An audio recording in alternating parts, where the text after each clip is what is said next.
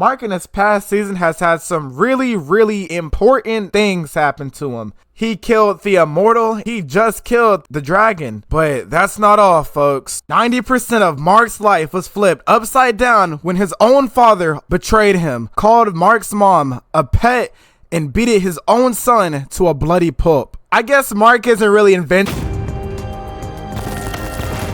Have you ever wondered what it takes to break a superhero? Well, I think I might have the reason why Mark, aka Invincible, is slowly dying. We're gonna get a little bit nerdy here. Everybody grab your glasses and grab your lab coats because Mark has been through some pretty traumatizing things at a young age. And when I mean traumatizing, I mean traumatizing. Let's look at some examples, like the infamous train scene, or the think, Mark, think. These two might just be memes to 99% of people, but to the 1% like me, these two go deeper than a Mr. Beast rabbit hole. When Mark finds out Omni-Man kills Immortal, he's in denial and attacks his father before talking. He even thinks his dad is mind controlled by some alien or something, but Omni-Man knows he isn't, and he tells Mark that his entire life until now has been a lie.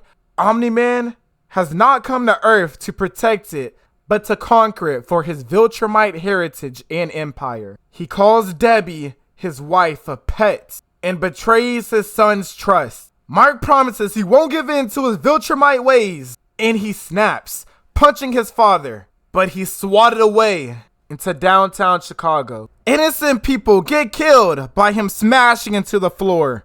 His father tries to get him to understand that he's better than these puny, worthless humans. But Mark can't accept that. He smashes his head into the floor.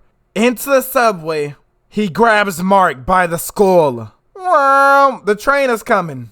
Everything slows down. The invincible Mark and Omni-Man stand still while the train and innocent people inside smash into their unstoppable bodies. Blood, guts go flying right in front of Mark's eyes. In Chicago's worst terrorist attack fiction has ever seen, Invincible still wants to believe that his father is a good guy. His father didn't kill their bootlegged version of the Justice League. His father didn't just murder an entire subway train full of innocent people. It feels like Invincible is being betrayed by his own father. But the straw that broke the camel's back, Mark lashes out, not accepting the reality, but Omni-Man rocks his shit and promises his son that he will burn the earth down, with or without him. He throws a punch, smashing Mark into a mountain. Mark, still in denial that his father is the bad guy, Omni-Man beats his son, trying to get him to understand that he's more than these humans, and he needs to conquer the earth for their own. Omni-Man and Invincible have blood covering their clothes. Omni-Man abandons his son, while the police rescue Mark's body. Invincible has been betrayed. But why did this happen? And what does this have to do with Mark in Season 3? Season 1 and Season 3 Mark are two different people. Well, my friends, I did a little bit of nerdy research and found out this. In the scientific world, emotional dysregulation might be what Mark Grayson is suffering. But why would Mark be diagnosed with emotional dysregulation by the Braid 2 doctor? Usually, people diagnosed with emotional dysregulation have intense emotional reactions that don't really fit into the situation. We first saw this in Season 3, when Mark went overkill against the multiple clones. And we saw this again last season with Armstrong Levy when Mark accidentally killed him. We saw Mark be really reckless when he went over to the Pentagon when he thought Cecil was spying on him from the little spy drone. So what would cause emotional dysregulation in Mark's psyche right now? Well, my friends, we have two options right here: borderline personality disorder and post-traumatic stress disorder.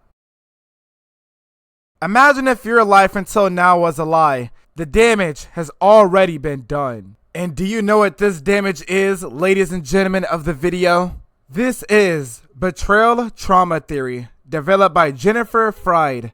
Betrayal Trauma Theory, BTT, is basically where trauma is caused by a trusted figure, parent, or authority figure.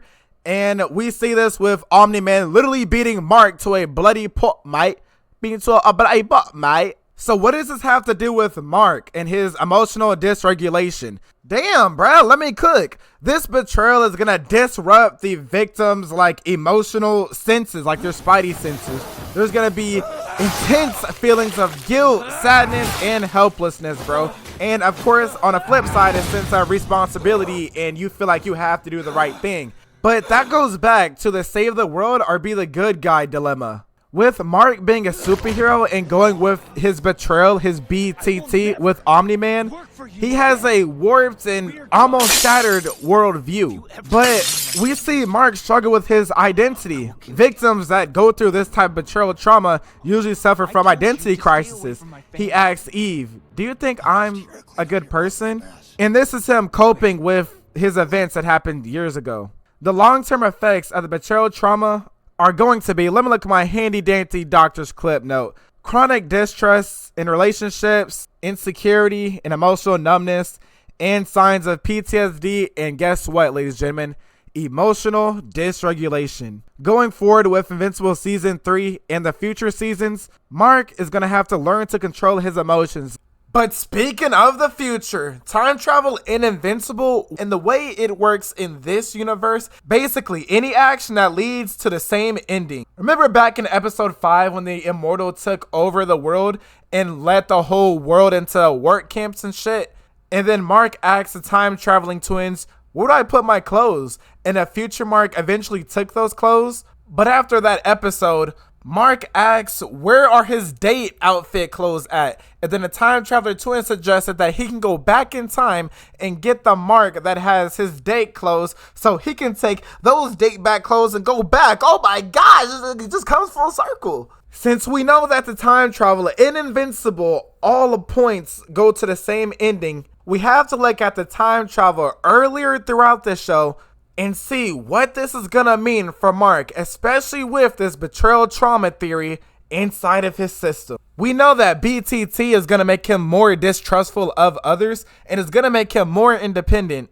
And we know that Eve from the future told Mark to tell Eve what's on his chest. But what if Mark misinterpreted this as love, but should have been taken as, "Hey, Eve, I'm having a save the world dilemma or be a good guy issue." And think about it, I might be reaching here, but since time travel in the Invincible universe works where all endings, where all actions have the same conclusion, don't you think no matter what Mark and the other future time travelers tell their past selves, do you think their end is gonna matter?